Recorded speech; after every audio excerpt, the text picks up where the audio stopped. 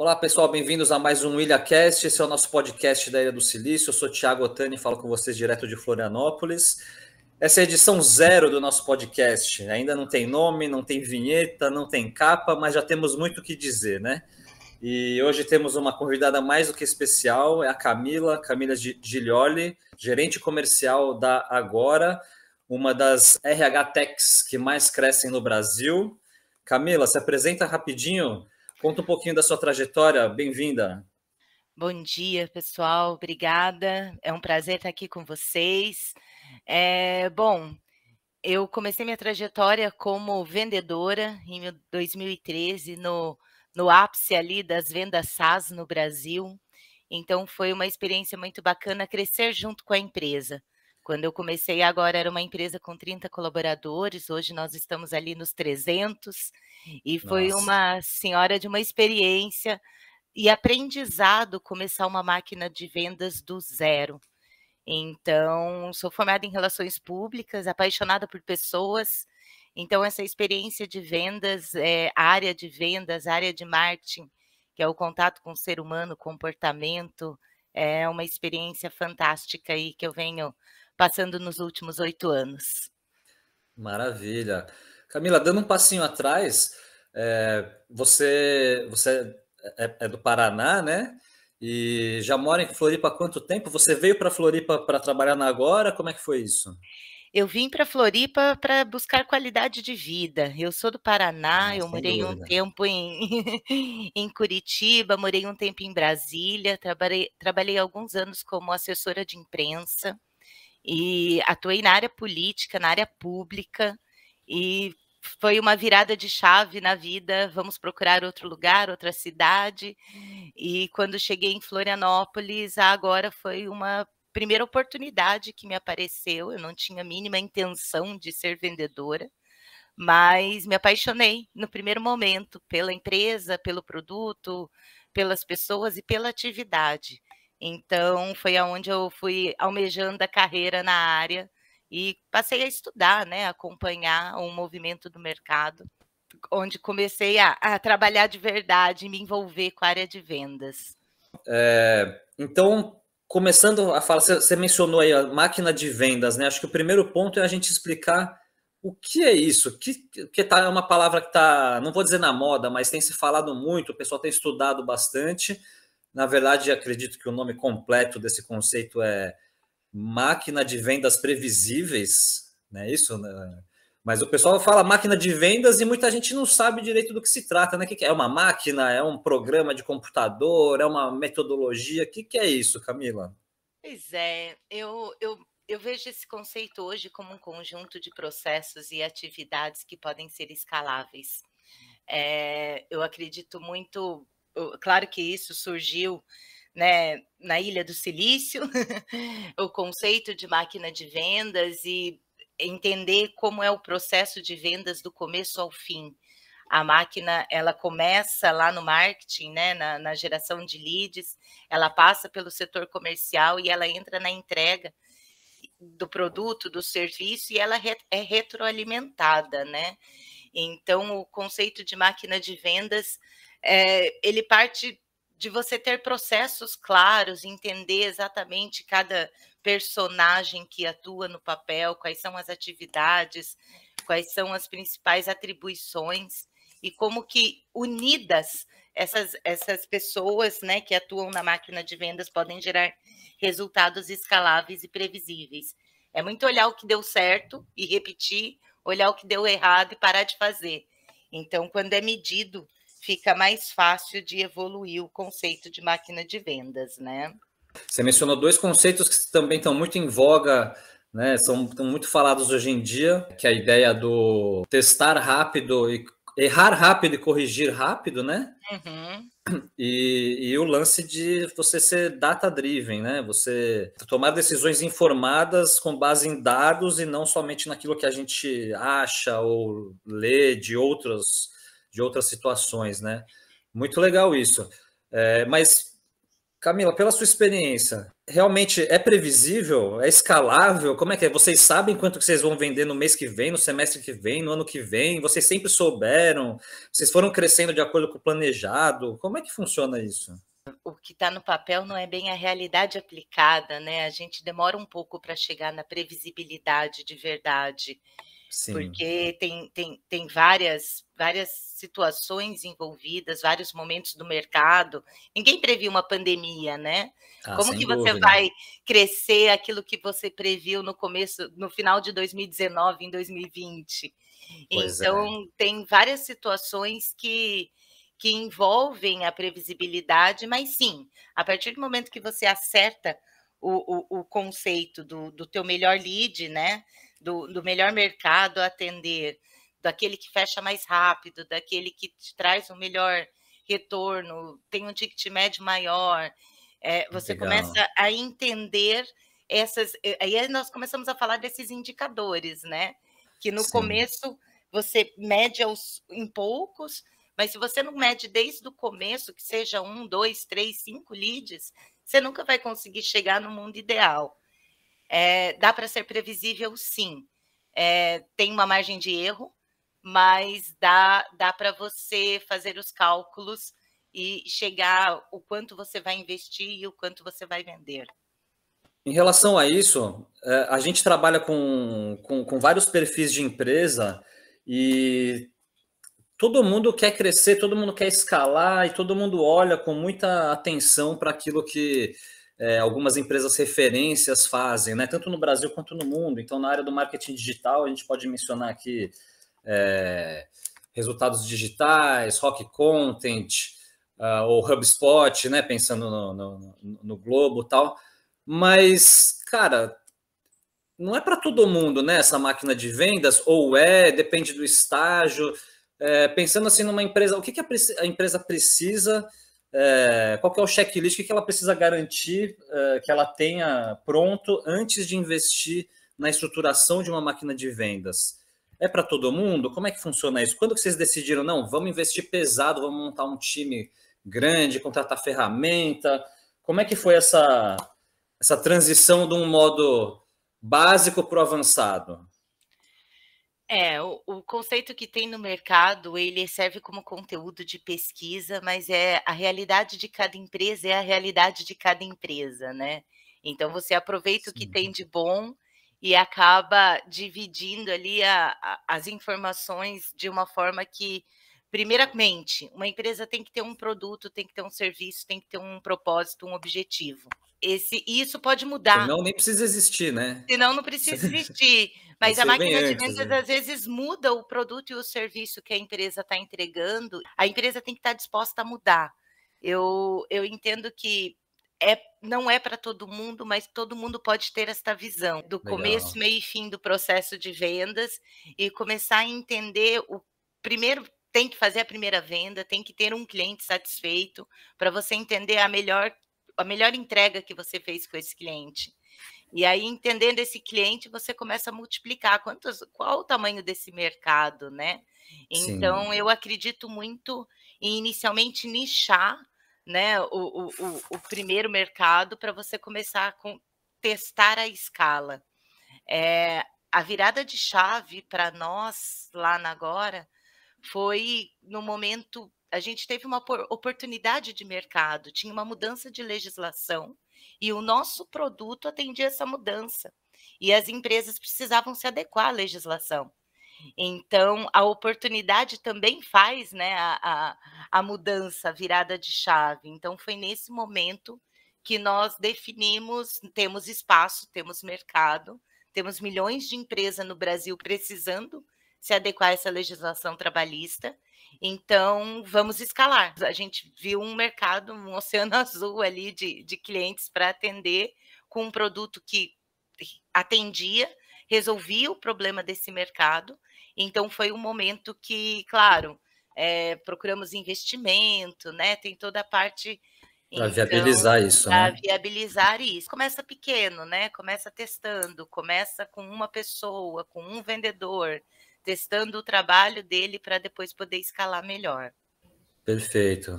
Porque era esse o meu ponto mesmo, né? Assim, você pode até enxergar o mercado e mirar, né? Entender que existe um potencial grande, mas na hora de investir, na hora de estruturar, será que vale a pena já botar, já sair acelerando a 100 por hora? Não é bem assim que funciona, né? Não, Mesmo que isso que a sua ambição lá na frente seja grande, vocês começaram devagar também. começamos devagar porque para poder testar. E eu sou a favor, quando você começa uma máquina de vendas, trazer muito olho, né, do CEO, dos objetivos da empresa para aquela primeira equipe, seja uma pessoa, duas pessoas que você monta, às vezes até pessoas sem experiência, mas que tenham vontade de fazer junto e criar junto para você criar o teu estilo de máquina de vendas, para você criar aquilo que é a tua expectativa. Nossa, eu não Começa sabia que pequeno. tinha estilos diferentes. Porque tem mais agressiva, mais.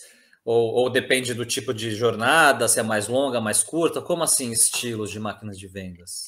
Eu acho que tem um estilo de máquina de venda muito agressiva, que tem um ciclo de vendas, uma jornada muito curta do cliente. Tem alguns que Sim, tem alguns produtos e serviços que você demora 1 ano e meio para fechar um negócio. Então sim, tem que entender esse tempo para entender a força, a velocidade que essa máquina vai atingir e o tamanho do mercado. Então são estilos diferentes de atendimento, estilos porque acaba sendo muito personalizado, né? Como que sim, você vai envolver o cliente, qual é o conteúdo, qual é o time de apresentação do teu produto e serviço, qual é o momento ideal, tem proposta técnica, não tem, depende muito daquilo que você está sim. vendendo. Então eu vejo estilos e tempos diferentes. Tem empresas que colocam um SDR dentro do marketing, tem empresas que colocam um SDR dentro do comercial, tem empresas que iniciam sem o SDR e tem um vendedor atendendo diretamente a levantada de mão ou fazendo o outbound também, para depois ir organizando conforme vai escalando e vai crescendo. Camila, agora você mencionou, você tocou num ponto nevrálgico aqui. É, o SDR. Então, primeiro, deixa eu só traduzir para quem, por acaso, não está acostumado com a nomenclatura. A gente está bem acostumado com isso na área de marketing, de vendas, mas o SDR é o Sales Development Representative. É um pré-vendedor. E eu disse que é um ponto nevrálgico porque, na nossa experiência aqui com empresas menores, né, do que agora, empresas com área comercial menor e tal, muitas vezes esse pré-vendedor, esse SDR, é visto como uma bala de prata. E, meu, longe disso, né? Na verdade, é uma posição de entrada dentro do seu time, não é isso? Aí você disse, então tem gente que coloca o SDR no marketing, tem gente que coloca na venda, tem gente que não começa sem. É. Como é que você concorda? Você enxerga isso que eu falei? Você tem esse contato com o pessoal te pergunta muito sobre isso? Sim, eu concordo contigo e tudo vai depender do CAC, né, que é o retorno do investimento desse cliente. Qual Sim, é o tamanho do ticket médio? Se o teu ticket médio é muito baixo, inchar a equipe talvez não seja a melhor opção. Eh, perfeito. Começar com um SDR, você tem que ter um volume de leads já. Que Então, justifique, que né? justifique. Então, no nosso caso, na época, quando nós iniciamos, nós não tínhamos um volume muito grande de leads, e a tendência foi colocar o vendedor para atender diretamente o cliente. Até porque o vendedor já tem o treinamento para começar a venda, fazer todo o spin, né? Começa, Sim, faz todo o mapeamento, implicação, objeção e fecha esse negócio.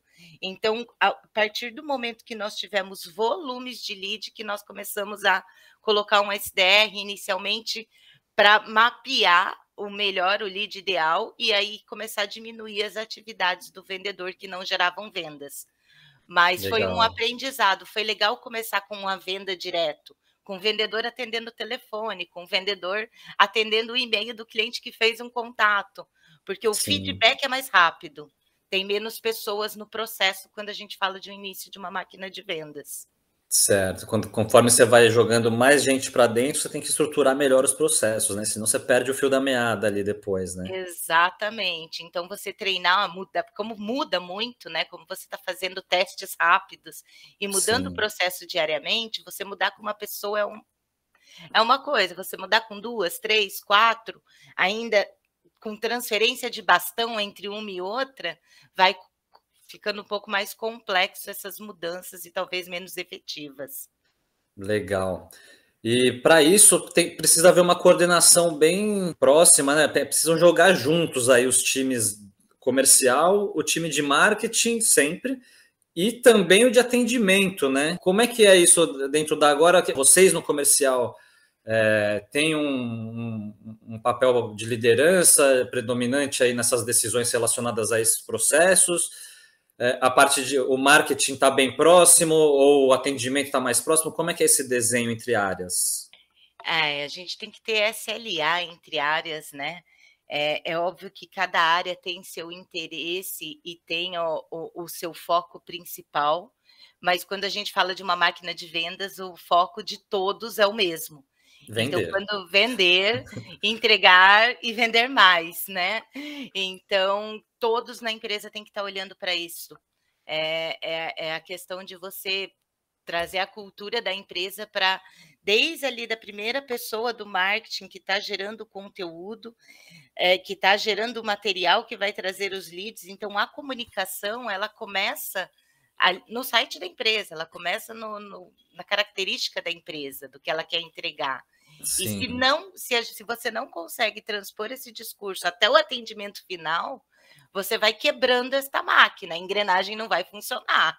sem Então dúvida. tem que ter uma ligação, marketing e vendas eu É acredito básico, é né? básico, sempre tem aquela briga, faltou lead para atingir a meta, faltou Lead não tá qualidade, bom, lead não tá é. bom, né, mas se essa informação não for retroativa e não for de uma forma, que apoie os outros times, não engrena. Então, nós temos SLA, é claro que quando o processo vai crescendo, né, você consegue trazer quais são as passagens de bastão que acontecem entre os times e quais são as principais informações que você tem que entregar para o próximo time continuar o teu discurso, continuar a tua entrega. Então, determinar o que faz, qual é o momento que faz esse cliente ou esse lead passar de uma área para outra, é o segredo da engrenagem, na minha Legal. opinião. E aí você diz que tem SLA entre áreas, então vocês têm trocas de relatórios também entre áreas, vocês medem isso na marca, as entregas, o quanto de. Quero dizer assim, o acompanhamento é diário, semanal, é em tempo real? Como é que é esse. Olha, aí está um grande desafio, chegar no acompanhamento em tempo real, né. É claro que nós temos plataformas, CRMs, ferramentas que nos ajudam, mas no começo nós fazíamos muitos cálculos à mão. Tira relatório daqui, cruza relatório com ali, É, o mundo real, né? o mundo real, até o momento que a gente conseguiu conectar tudo numa ferramenta de dados para poder visualizar as informações em tempo real. Mas Ah, até que você legal. construir uma ferramenta de dados, você precisa ter certeza de quais dados você precisa. Que é o mais difícil, né? Então, que é o mais difícil. Então a planilha eu sempre falo que a planilha de Excel foi o que salva o início de uma máquina de vendas, porque começa a cruzar os dados para entender quais são os indicadores relevantes de verdade. Ai, Camila, não fala isso. A gente trabalha com um público, com uma audiência que muitas vezes é apegada ao Excel e a nossa missão é falar, não, cara, você está no século passado, larga esse Excel aí que tem ferramenta. Não, nem sei o que você faz com ele, mas eu sei que tem ferramenta melhor. Tem, com certeza tem, mas é que, na verdade, a ferramenta você precisa aplicar algo nela. E para você aplicar mas é teste de um mês, não precisa ficar muito tempo no Excel, viu, Thiago. Sim, é fundamento, né? O Mas é fundamento. fundamento, é o rascunho. Antes a gente fazia o rascunho no papel de pão, né. Agora a gente faz o rascunho no Excel para entender o que você vai aplicar numa ferramenta. Mas sim, quanto mais rápido você coloca uma ferramenta, e quanto mais rápido você entende o que você quer medir, mais rápido você vai escalar a sua máquina. Legal. Então, não dá, e aí começa a sufocar de atividades, a operação começa a crescer, e aí você perde a mão se continuar fazendo numa planilha. Mas o início, quando a gente fala de uma máquina que está começando, né, tentar trabalhar não as atividades de um vendedor, porque aí eu sou 100% a favor do CRM, o Excel não dá alerta que eu tenho que ligar para o cliente. Exatamente. Mas extrair os dados da ferramenta e cruzar para depois chegar, porque geralmente a ferramenta que você atende não é a mesma que você lança o pedido, não é o teu RP, então nesse primeiro momento, antes de integrar tudo, né, porque o custo de integração muitas vezes é alto, para uma empresa Sim. que está começando, a gente acaba apelando para os indicadores manuais. Não, legal. Esse é o mundo real, né? Porque Esse é o mundo real. exceção é quem opera no comercial ou no marketing com orçamento à vontade, né? Confortável. Isso é exceção, né? Saindo um pouco até da agora para a gente poder falar um pouco mais do mercado e dando um passo atrás aqui. Agora ainda estamos superando a pandemia, já estamos no segundo ano aqui de pandemia e as coisas estão um pouco diferentes. Mas Florianópolis até tem esse apelido de Ilha do Silício, né, que a gente se apropriou aqui. Mas esse apelido, esse veio tecnológico de Floripa, uma das características mais legais desse nosso polo é o intercâmbio, né? Todo mundo se conhece, se vê, se fala muito, troca muito, se ajuda bastante. Como é que era isso e como é que tem sido isso, esse intercâmbio com outros gestores comerciais? Como é que você enxerga essa troca de informações? E imagino que você, dentro dessa turma, dentro dessa galera que só cresce, mas que ainda não é tanta gente assim, imagino que você deve ter ganhado uns pontos ali, subido alguns degraus dentro da hierarquia do comercial de Floripa. Como é que você enxerga o polo? O polo de Florianópolis é maravilhoso, né. Desde quando eu cheguei aqui já tinha uma Era movimentação. tudo mato. Não, nunca foi. Eu já trabalhava ali no Corporate Park, já tinha uma visão de a própria união das empresas Sim, fisicamente, né, sim, sim. isso sempre, proporcionou esse contato com as demais empresas, com os demais times comerciais, a própria circulação dos colaboradores entre uma empresa e outra em Florianópolis, ela acaba trazendo muita experiência Sim. para dentro da empresa. Eu sou muito a favor dessa troca dos colaboradores, da equipe. Lá no começo, nós tínhamos muitos eventos, né? Eventos Sim. presenciais, encontros com chopp, onde Saudades. saudades, né? Onde tinha muita troca de informação. Eu acho que, e aí a gente pode citar algumas empresas de Floripa, de marketing, que quando o RD começou lá, os primeiros eventos de marketing deles, né, os primeiros RD Summits, Ali sim era tudo mato, hein?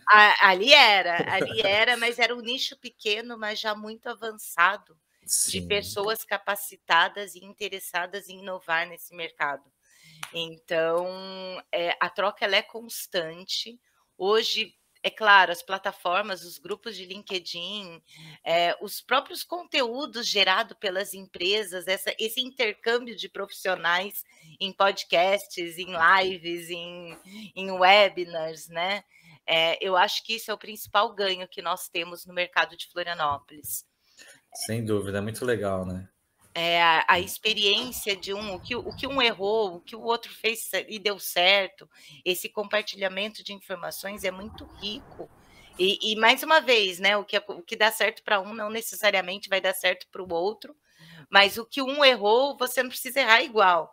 Então eu acho que Verdade. principalmente esse compartilhamento das informações de pessoas, de como liderar um time, como acompanhar a ferramenta, como gerar os indicadores, as melhores práticas de atendimento, Erros mais comuns, né? erros mais comuns, Gargalos. aquele consenso de toda a área de venda, que vendedor foca em lead novo e às vezes esquece naquela oportunidade que está mais tempo no funil. Então, como você mexer nessa área para garantir a previsibilidade?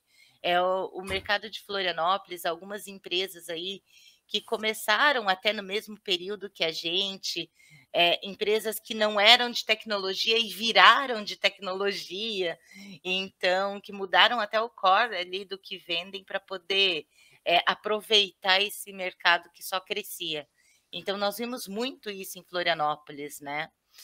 Verdade. Eu mesmo, antes de abrir a agência Ilha do Silício, eu trabalhava na Content Tools, que hoje é Growth Hackers, e que foi uma dessas startups que pivotou, né? Nasceu como... Isso não é mais segredo, tá? Mas nasceu num formato fake it until you make it, como uma fábrica de conteúdo, mas rapidamente pivotou para uma plataforma, um SaaS, né? Um software que depois foi comprado ou se juntou ali com a Growth Hackers lá no Vale do Silício. Então, isso que a Camila comentou realmente é bem comum aqui, não só aqui, né, mas entre startups, empresas de tecnologia e tal. Mas, de fato, assim, para a gente que é de São Paulo, eu, Pedro, somos de São Paulo, evidente que São Paulo é muito maior e tem muito mais empresas e muito mais eventos até. Mas Florianópolis, pela sua característica geográfica e do próprio estilo de vida, as pessoas se conhecem, é menor, né? Tudo é mais próximo, então os eventos...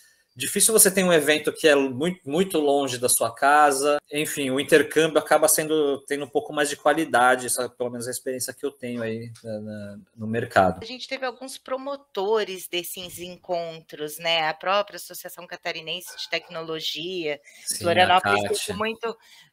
Florianópolis teve muito incentivo para esse cenário. Até por ser uma ilha, né? A nossa produção é limpa, a nossa produção é de software.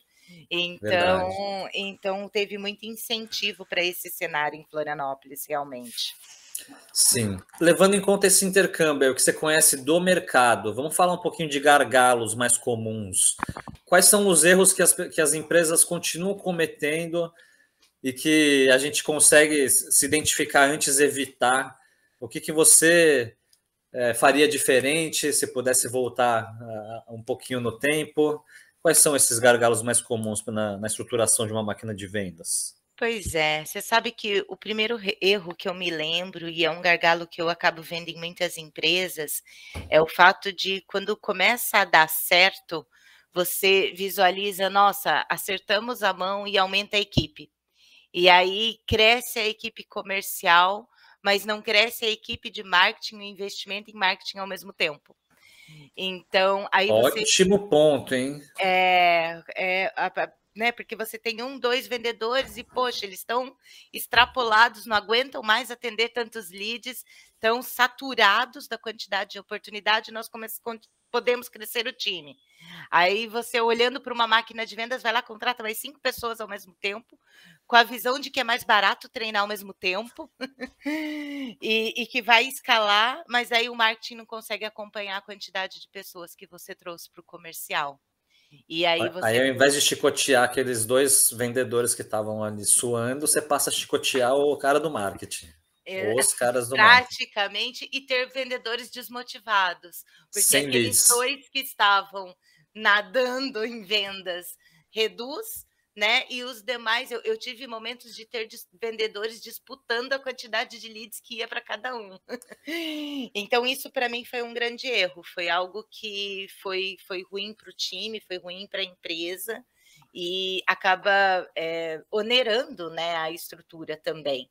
Então, esse seria um dos primeiros gargalos e primeiros erros que eu vejo muito nas empresas, quando começa a crescer.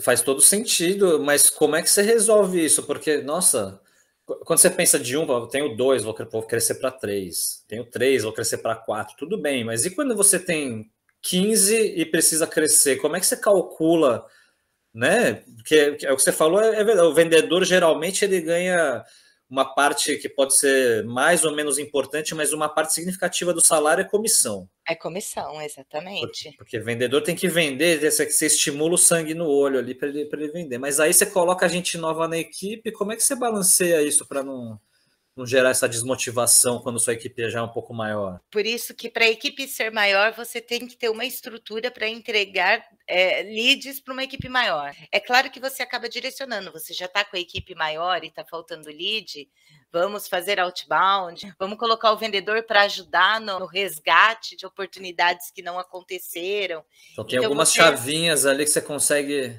manusear para aumentar um pouco o volume ou mudar um pouco o flow ali do trabalho. Exatamente, mas não é sustentável por muito tempo, então tem que agir rápido. Aí você Sim. tem que fazer aquele cálculo inverso, né, de quantos pedidos um vendedor consegue fazer por mês, para ele fazer esses pedidos, quantas oportunidades ele precisa, quantos leads a gente precisa em taxas de conversões reais e não do mercado. Porque às vezes você pega o exemplo do mercado, o mercado converte 40% das oportunidades geradas inbound, mas se a tua realidade não é essa, você tem que trabalhar para chegar nisso. Gerar leads em excesso também gera problemas, né? Você já teve esse tipo de problema? Também gera problemas e na verdade, porque daí você vai ter que olhar para a qualidade do lead. A gente brinca que às vezes abre a torneirinha, investe no SEO lá, né? Investe no. Só que não vem um lead tão qualificado. Você pode gerar contatos que não estão tão maturos para comprar, que são mais em fase de descoberta. E você vai aumentar a sua jornada, diminuir sua conversão, no médio aumentar prazo o teu gerar mais trabalho, insatisfação. porque o cliente te procurou, você tem que atendê-lo, né? Mas ele não está no momento de compra. Então, não é só gerar lead, é gerar o lead correto, entender, né, qual é o lead ideal para converter. Porque também você colocar um vendedor para atender um lead que ainda está em fase de descoberta, você vai postergar o ciclo de vendas do teu funil. Sem e aí dúvida. A tua previsibilidade vai cair. Sem dúvida. Vai cair. Eu vou ter menos previsão ou vou ter menos resultado, né? É menos previsão e menos resultado, porque o resultado vem quando você tem previsão, né? Quando você sabe que, olha, se eu gerar este número com essa característica, eu consigo converter 40%. Agora, se eu gerar o triplo sem essa característica, talvez eu não converta nem 20%. Verdade. E aí você gera trabalho, gera custos e não Mas gera mesmo se você resultado. conseguir turbinar a geração de leads com o perfil adequado, se você não tiver estrutura para atender esse lead, você vai gerar uma decepção lá, né? Você pode queimar um lead, né? Maior ainda. E aí, gerar muitos leads e não ter tempo para atender. Eu já passei por esse erro da gente gerar um caminhão de leads e chegar num momento que o cliente começa a reclamar porque não foi atendido no primeiro dia. E ele está com pressa, e como é que você vai filtrar qual é o cliente que está em fase de descoberta e qual é o cliente que tem pressa? Porque o objetivo é você atender o cliente ali na primeira hora que ele levantou, né, nos primeiros minutos. Então, se você gera um caminhão de leads e não tem uma infra para atender no tempo correto, você começa a perder mercado. Perfeito. Na hora que você falou agora, me deu um estalo aqui. Como é que você diferencia esse lead, né? O momento da jornada do lead na hora do primeiro contato, ou ali se ainda não teve um contato mais próximo? Eu não sei responder, mas eu pensei aqui que temos uma oportunidade possivelmente para inteligência artificial. Tem tanta coisa sendo pensada nessa área. Com certeza. E aí eu te pergunto, você conhece alguma? O que você está vendo de ferramenta? Não que vocês estejam usando, porque eu sei que implementação é algo que precisa ser mais pensado, mas o que você está vendo acontecendo no mercado aí, no noticiário? O que é os próximos capítulos nesse universo de ferramentas SaaS para a área comercial? Eu acho que os chatbot, né, que esse primeiro atendimento é automatizado, mas humanizado, porque eu sou muito a favor do atendimento humanizado, para você fazer as perguntas corretas e obter as respostas fechadas que te identifique quem é o lead que você vai passar para frente. Então, a gente vê aí muitas ferramentas, eu falo que aí entra o papel do SDR, né? Então, quando você começa a aumentar a quantidade de geração de leads, é onde você vai colocar o mapeamento, né? Onde você vai fazer as perguntas corretas para entender se esse cara é realmente uma oportunidade de venda ou não. A partir do momento que você entende esse conceito, que gera informação, que vira uma realidade de venda, quais são as perguntas, as respostas que tornam aquele lead uma oportunidade de vendas, parte delas você pode automatizar. E aí você pode usar desde os formulários do teu site até um atendimento mais robotizado, mais inteligente, que vá fazendo essas perguntas e te dê um alerta. Ó, esse aqui é teu lead ideal, liga para ele urgente. E aí a ferramenta entra para o SDR agir. Então, eu vejo que parte desse primeiro momento do atendimento, ele é possivelmente automatizado. Nossa, isso é muito legal de ouvir isso. A gente trabalha aqui com chatbots na ilha para os nossos clientes e tal, e a gente tem uma ferramenta muito legal, mas que eu desde sempre olho para ela e acho que ela está sendo subutilizada. Uhum. Eu acho que a gente usa em quase todos os clientes, mas eu tenho essa sensação que a gente podia estar tirando mais dessa ferramenta. E você está trazendo umas ideias interessantes aqui. Chatbot no Brasil ainda é caro, né? Sim. Isso é algo que até quando a gente vai mostrar para os clientes acaba virando um assunto.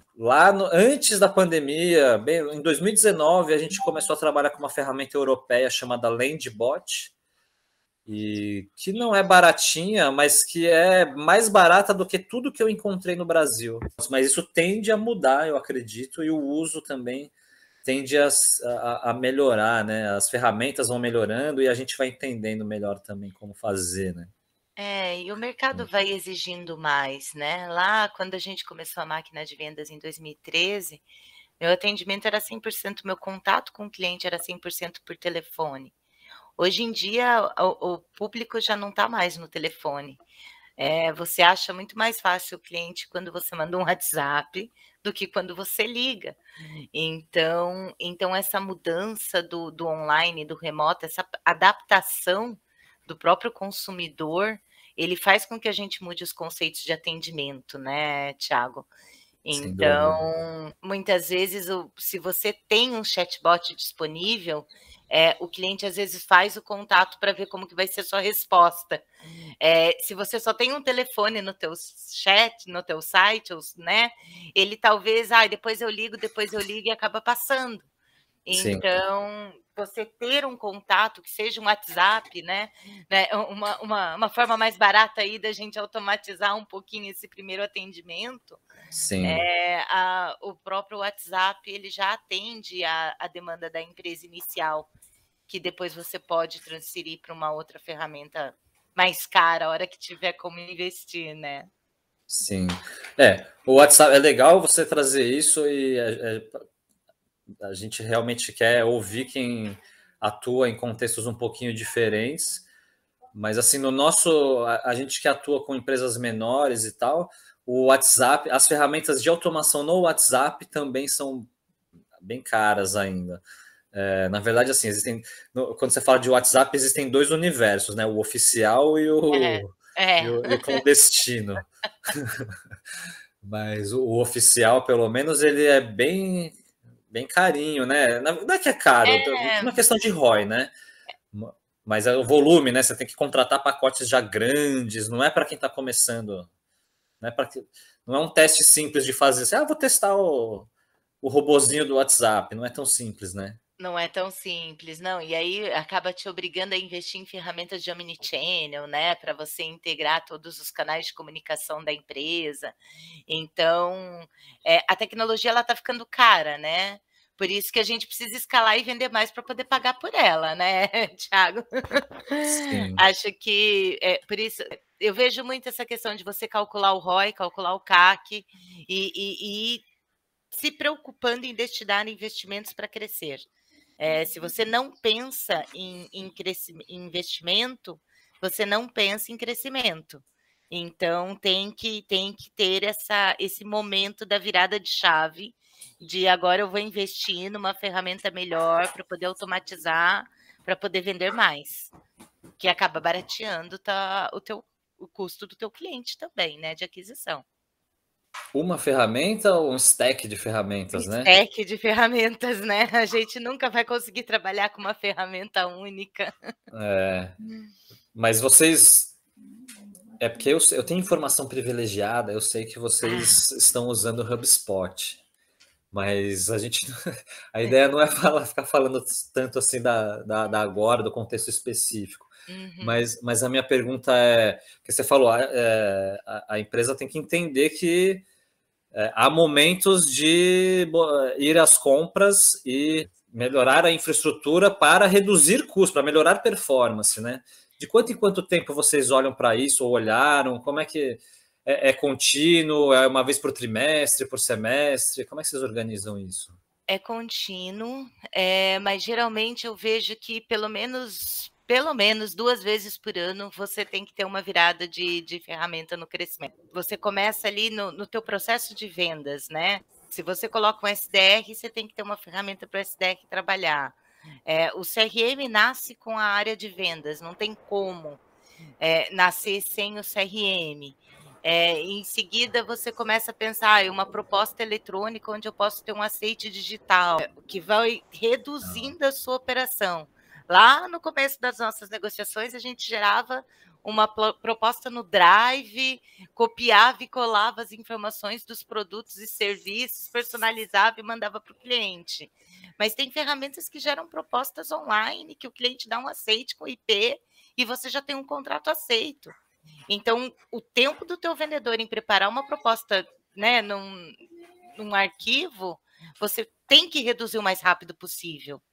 Até Sem porque dúvida. você começa a bloquear erros de contexto, de informação, né, Claro. erros de contrato. Então, conforme vai crescendo, você tem que olhar para esses gargalos. O meu primeiro gargalo foi a proposta. Aí você achou essa ferramenta que automatiza, mas até achar, testou muita coisa, Nossa, chorou muitos. muito. Desenvolvemos internamente, nossa TI tentou fazer.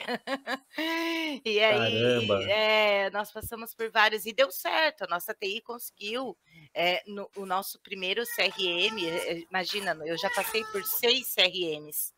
Então, teve momento que a empresa troca o RP, o RP tem um módulo de CRM, vamos colocar a equipe de vendas lá. E aí, quando você olha, eu falei, não, isso aqui é um RP, isso aqui não é um CRM, gente, não dá. Mas você testa, né?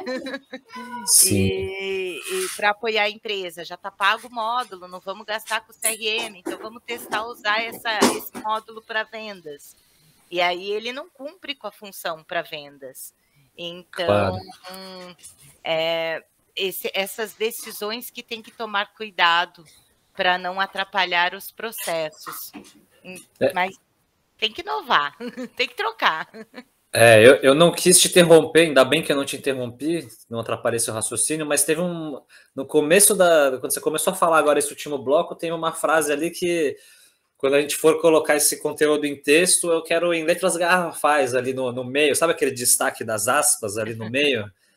Que você falou assim que o CRM nasce junto com a área comercial. Eu vejo esse um erro, na minha opinião, um erro grave, mas comum, assim, empresas que têm área comercial, às vezes já há alguns anos, às vezes que tem 2, 3, 5 vendedores e não tem um CRM. Cada vendedor tem uma planilha sua de propriedade pessoal intransferível. Qual que é a sua visão? Você contrata o CRM quando você contrata o primeiro vendedor, o segundo ou antes do primeiro vendedor?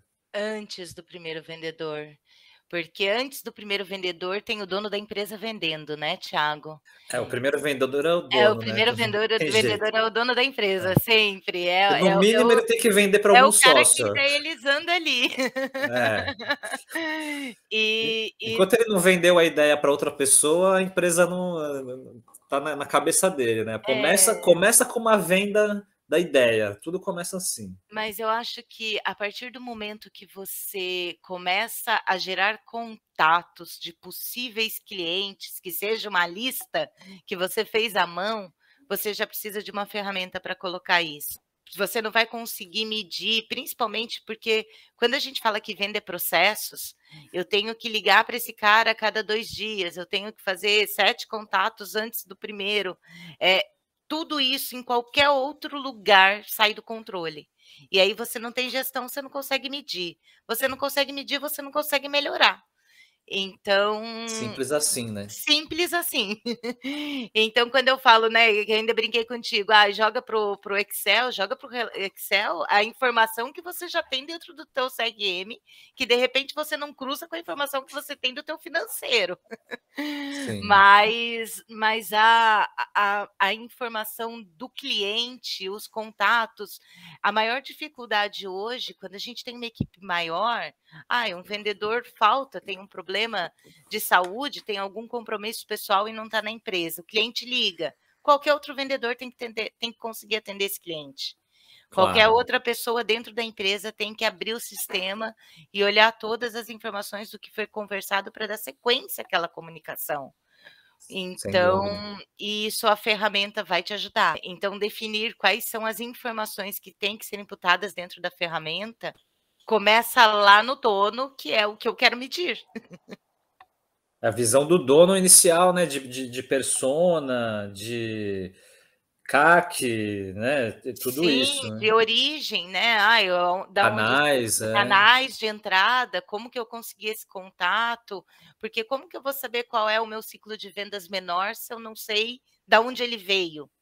Né, se eu não sei qual foi a indicação, é um contato indicação é um tipo de venda fácil, rápida, né, com prova social, tem alguém indicando alguém. Se é, você não s acelerar o atendimento desse tipo de lead, você vai perder a venda. pois é, ó, a dica aí, hein, pessoal, ouvinte, indicação canal super quente, né, acho que se a sua empresa já existe, já roda no mercado, tem um produto no mercado e não tem indicações como um canal quente, deve ter algum problema no produto, né. Tem algum problema no produto, porque e aí a gente vai para as outras áreas da máquina, né, a gente chega lá no sucesso do cliente, que Exato. é a entrega, né, que é a área que vai mapear quais são os clientes que podem te gerar indicação. É um E fornecedor do teu cliente que pode virar teu cliente também. É o concorrente dele que você precisa mapear para ser teu cliente também. Claro que dependendo da área que você atua, mas é sim. necessário ter esta visão e isso tem que estar dentro de um CRM. A parte da integração entre o comercial e marketing, né, é um assunto mais trabalhado, um assunto mais conhecido.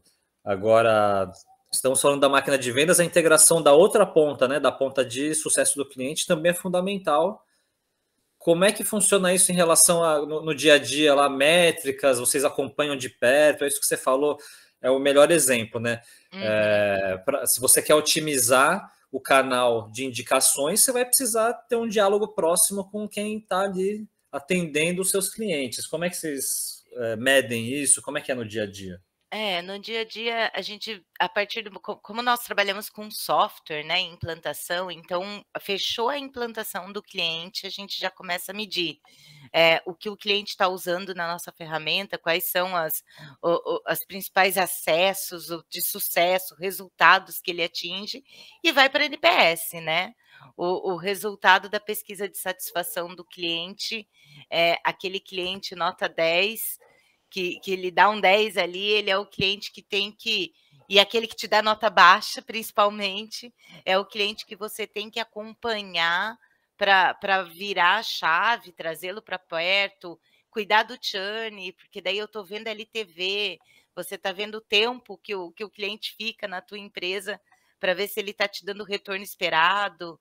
Então o sucesso do cliente, ele é chave crucial, porque às vezes eu tenho um lead que eu vendo muito rápido, mas é um lead que vira um churn muito rápido.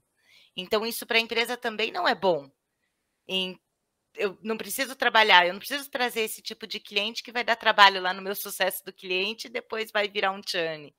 Então, entender quem são os clientes que efetivamente têm o sucesso no teu negócio e o cliente que talvez não sejam ideais, ajuda a alimentar o marketing lá no começo. Ó, Camila, você está falando, eu estou aqui pensando no. Vou abrir um assunto aqui que valeria um outro episódio, valeria 1 hora só para falar disso, não é o Com caso. certeza. Mas é que a Mas máquina de vendas começa no lead e termina no churn. é Ou na verdade. recompra, né? Que é o Pois é. ideal. Mas me ocorreu o seguinte: bom, NPS hoje em dia, assim, para quem trabalha com tecnologia, com software, e não conhece ou não entende, não abraça a metodologia de NPS, acho que atualmente é um ponto fora da curva. Mas se você sair desse universo nosso de tecnologia e tal, chegar no mercado como um todo, de forma mais geral, as pessoas não sabem o que é NPS. Ou melhor, Não. as pessoas sabem o Elas que é sabem o que é pesquisa de pesquisa de satisfação, satisfação né? do cliente, né? Não tem essa metodologia. Mas é isso que eu ia falar, assim, acho que a gente não vai conseguir. Esse talvez até um assunto mais para mesa de bar, entre aspas, de happy hour, assunto de happy hour de empresa. Mas assim, como fazer um NPS, como melhorar, né? Como sistematizar o NPS se você não é um SaaS, se você, sei lá, é uma loja física ou um produto B2C qualquer, como é que. Né, porque o que eu quero dizer assim. Não é porque a sua empresa não é digital, que Que toda você não empresa pode hoje é fazer, digital. né? Toda Você empresa é sabe, digital, a Thiago, sua comunicação é digital. eu Então, eu estudei comunicação no final dos anos 90, né, anos 2000. Então não sim. existia ferramenta para isso na época. E nós tínhamos um formulário de pesquisa de informação, a gente tinha jornal mural. Na época era uma comunicação que funcionava. Então você se adapta. Uma loja física, o vendedor, o atendente de uma loja física, ele pode ter ali no fechamento do caixa uma pergunta que ele faz para o cliente, que ele anota em algum lugar, que ele anota no sistema, que ele coloca ali junto com a fatura dele a informação a resposta que ele perguntou para o cliente. Então, e esta avaliação, o que esse cara comprou e qual é a nota que ele deu para a pergunta específica que eu fiz, ele vai te ajudar a entender para quem você vende mais. É isso aí. Eu acho que, bom, como eu disse, né? Nós não somos os especialistas nessa parte de NPS, mas eu vejo aí a oportunidade, talvez já exista alguma coisa de exatamente essa historinha que você contou do atendente, do vendedor, do caixa, pode ser, Uhum. mas como adaptar isso pro dia de hoje, né? Para as ferramentas que a gente já tem, mobile e tudo mais. Acho que vou anotar aqui para eu estudar isso depois, um Isso, assunto interessante. isso é um assunto interessante, porque realmente você ter essa.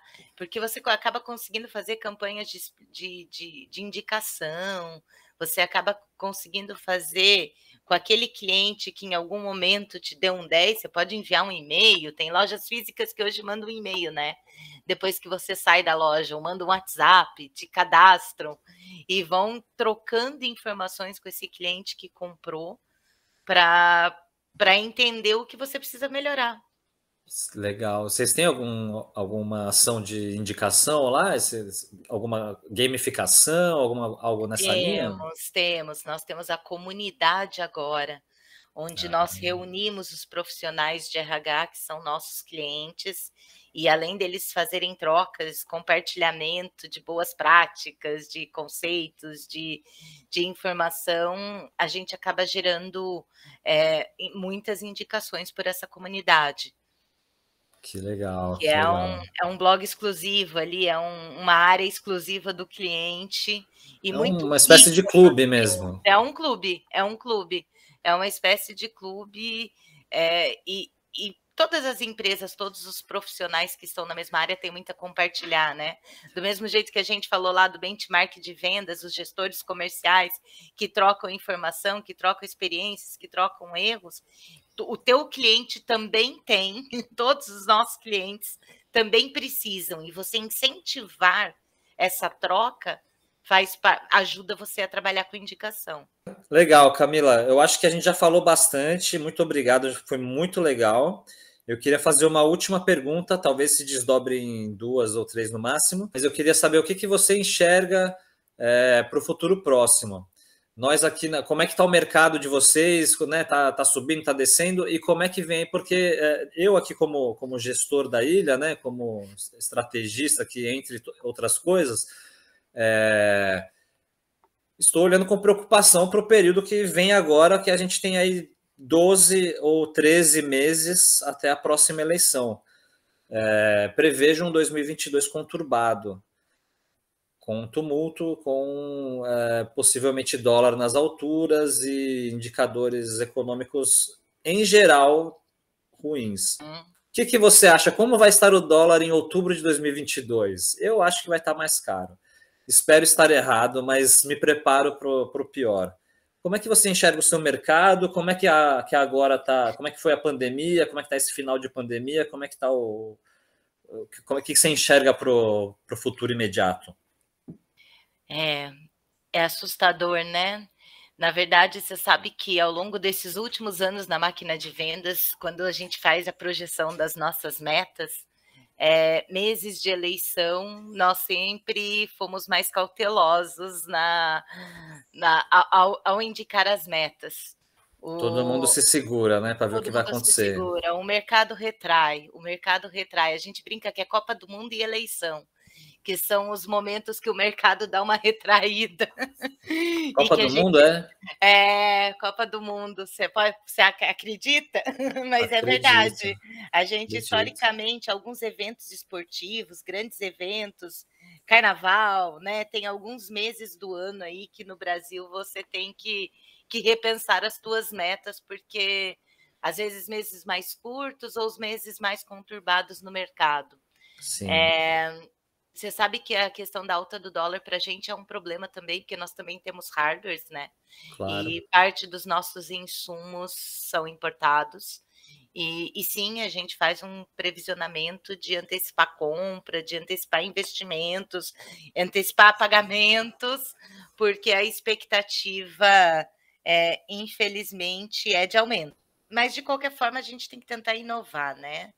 Tem que tentar nadar na oportunidade, mas será um ano conturbado. Depois de pandemia, né? A pandemia para nós não foi tanto um problema, porque como as empresas espalharam os colaboradores, elas necessitaram mais de automação das questões de RH. Então, vocês têm soluções para o home office, né? Para o remoto, para o híbrido, qualquer esquema. Qualquer esquema. Então, a gente brinca que é anywhere office, né? Legal. Então, o fato da gente trabalhar com essa vertente, a pandemia acabou ampliando o mercado para nós, mas nós tivemos alguns clientes que reduziram o número de colaboradores, o que também virou um churn ali, né? Uma redução de contrato entre os nossos clientes. Eu vejo que o próximo ano para o Brasil, né? É um ano tenso aí de mudanças. E é isso aí. Também acho que não vai ser um ano fácil, não. E é isso. Tomara que seja um ano de mudança, né? Tomara que mude bastante, porque do jeito que tá, não tá legal, não. Maravilha. Então, Camila, muito obrigado de novo pelo seu tempo, pela sua expertise. Acho que foi muito legal o papo. E, bom, pessoal, esse é um piloto, então não me preparei aqui, mas nessa hora a gente vai fazer um esquema. Pessoal, fiquem à vontade para mandar perguntas. A gente atende vocês no canal tal e tal. O nosso site é X. Isso a gente até já faz uma vez só e deixa gravado, né, Pedrão?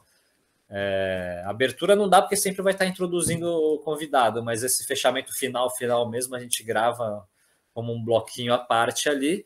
Então, audiência, quem quiser mandar perguntas e tal, nesse endereço. E quem quiser saber mais da Camila, o LinkedIn dela e o site da Agora. Aí, se tiverem alguma algum endereço melhor, alguma determinada landing page ou tal, essa é a hora de colocar, mas para esse piloto a gente não vai, ainda não temos isso.